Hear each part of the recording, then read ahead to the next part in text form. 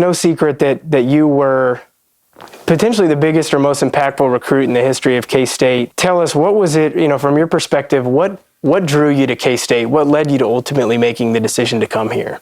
I mean, first and foremost, it's really close to home, and I feel like Kansas doesn't get a lot of respect for football.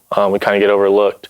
You can see in the past few years like how impactful maybe if we get a in-state guy here or there might be.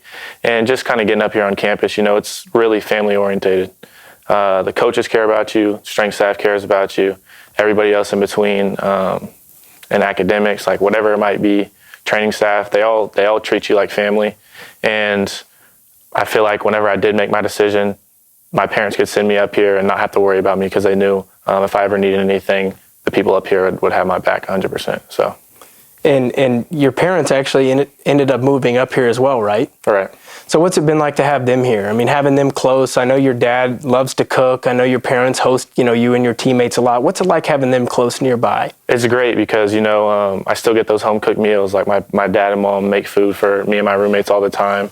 They come over a few times a week just to make sure that we're well fed. And they do a great job of still letting me, live out my college experience and live it out my own way and kind of staying out of it. But if I ever do need anything, they're a 10-minute drive away.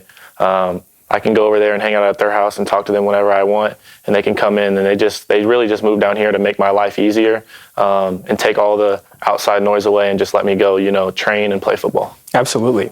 So backtracking a little bit, your recruiting process. I mean, obviously, you started playing at Mays High School at very early on and became a very prominent athlete in the Kansas high school ranks. When was it that you understood or thought, man, I this thing really has a chance to blow up. I really have a chance, to basically write my ticket. When did that become apparent to you? I feel like it was always engraved in my head, and in the back of my head, I always knew I could be something special, and it was just because the confidence that my dad instilled with me since I was a little kid.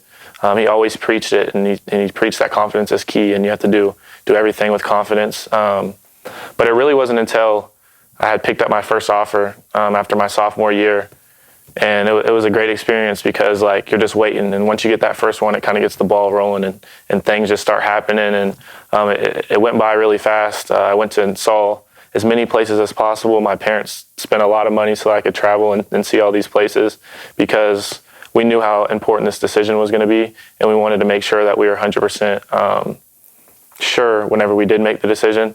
And I mean, at the end of the day, we're really happy with the one that we ended up making. So obviously you were a 3-sport athlete. You excelled at football quite clearly, basketball and baseball as well.